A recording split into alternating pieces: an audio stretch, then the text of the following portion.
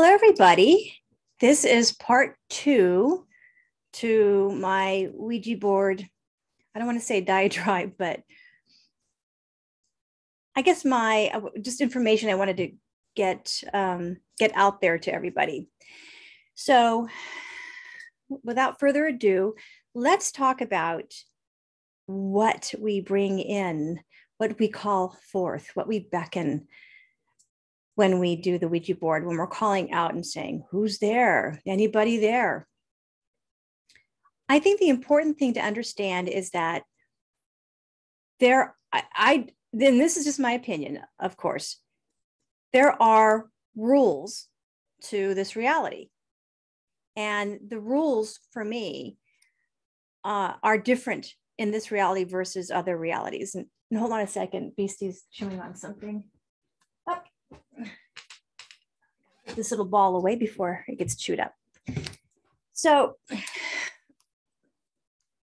you can't expect when you call something that you don't know anything about to respect your boundaries, because they're not going to. Because if somebody out there is of a criminal mind, they're not going to respect your boundaries either. I mean, if somebody wants to get into your house, if they want to get into your car, they want to take your car or do whatever, they're the ones that that we're worried about, that we're concerned with. We don't have locks on our doors because of innocent people. We have locks on our doors because of people who want to get in there and steal something. So when you do the Ouija board and you start off and you ask what's out there, you're just assuming that a spirit, and I'm not saying, like, I'm not trying to generalize, but most people assume they're talking to a ghost. And that's the downfall right off the bat, because the unknown, the paranormal, is just basically the unknown. It's that fog that we can't see through. And even though there's that saying, the veil no longer exists, well, the veil, even though it no longer exists, there's still that divide between here and the paranormal. And so for me, I don't want to call upon something or beckon something that I don't know anything about. I mean, because I'm asking for trouble, right? And I don't go out searching for trouble. And that's the one thing that I want to make very clear, is that if you play the Ouija board, you're kind of asking for problems. You're asking for trouble if you don't do it in the way that the rules state it needs to be done. But the paranormal is very finicky. It's something that I have found throughout the years of walking the medicine way, that rules just don't apply to it. When you're talking about something that may be a portal, what's on the other side is the big question mark. So there's shadow people. There's entities that I've seen entities that I can't even describe. They're strange energy. There's what I call little creepy crawlers, little like black dudes who look like spiders and blobs and all kinds of stuff, but they morph into something else. There's actual entities that I have seen that are, to me,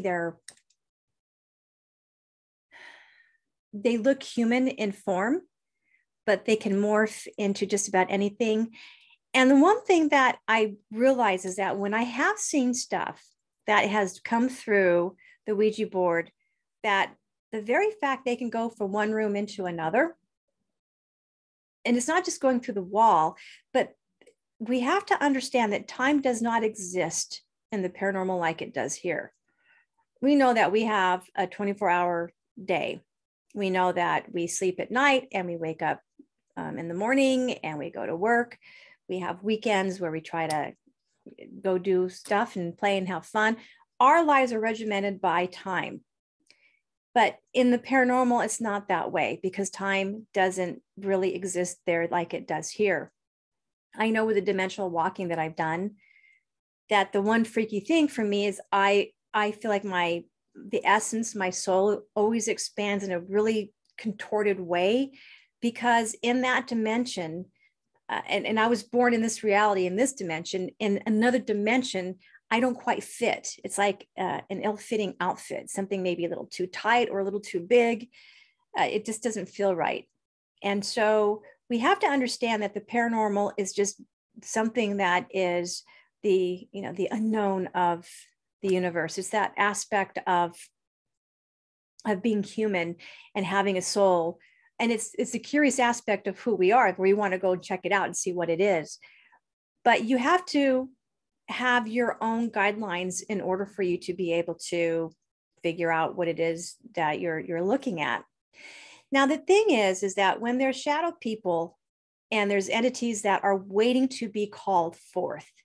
So if I say, anybody there, and then the planchette moves, and all of a sudden, YES. Well, that's pretty exciting for some folks. But I also know that in playing this game with humans, that I'm going to try to figure out which of the group of humans is the weak link, because there's always somebody who's really afraid of playing the game. And I'm just saying there's always a target human that these things look at. So it's going to be someone who is afraid. It's going to be somebody who's depressed. It's going to be somebody who has issues that they're dealing with, mood swings, whatever. It's going to be someone that they can immediately see that there's an Achilles heel there somewhere, and they're going to go target that person. Now, if the game isn't closed appropriately, it's an open invitation for these things, and then they just stay. So shadow people really, to me, are just, how's the best way of putting it? They're like vampires to me, because they suck the energy. And the more afraid we are of them, the more activity seems to be produced out of them. And they also like to interact. Shadow people interact with people. And you can always tell by the peripheral vision. It's never quite straight on. And it's because they don't want to look at us straight on. Because if we can see them straight on, then we know, oh, there's a problem here, and we'll probably deal with it or try to figure out how to deal with it. That's why cameras can you can see entities through cameras, these shadow people through cameras, is because, it shows what the eye can't see. So shadow people are tricksters as well, because they're not always going to do what you expect them to do. When you say, oh, if I go into, I'll give you a good example. If I go into a house and someone says, oh, I see the shadow person, and I ask the shadow person to show themselves, they're not going to, because I asked. But when I least expect it is when they show themselves. So they're tricksters in that way, because it's not a convenient way of looking at things. And they've understood how the habits of humans. And so a lot of these entities observe habits of humans. And so they play upon the emotional aspect of who we are. I mean, if you look at Monsters, Inc., and if you've ever heard Michael talk, he truly believes, and obviously it was in Monsters, Inc., that these things feed upon our emotional energy, because we have the highest of highs and the lowest of lows in the emotional aspect of our lives. We just feel so deeply. And I think that's something that attracts these beings and these entities. So if we look at this aspect, and we look at entities, which are different to me than shadow people, because they're beings that have a little bit more of a story behind them. And I always find that entities always have an agenda, and it's usually a chip on their shoulder. They're not nice, and they want to actually. They don't want us in their space. They will take a space like the attic or the basement, and they'll state that that's their space.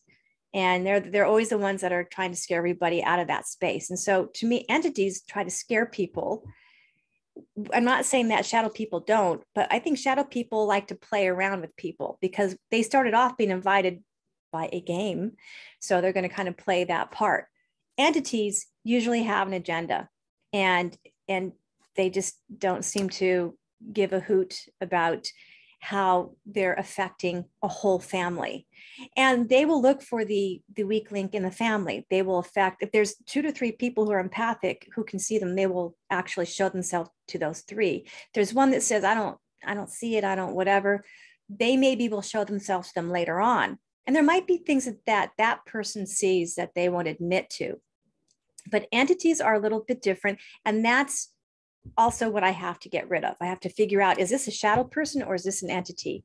And then there's the dregs, and dregs are not demons, but dregs are dark and horrible. There's the varying shades of gray before you get to the real dark.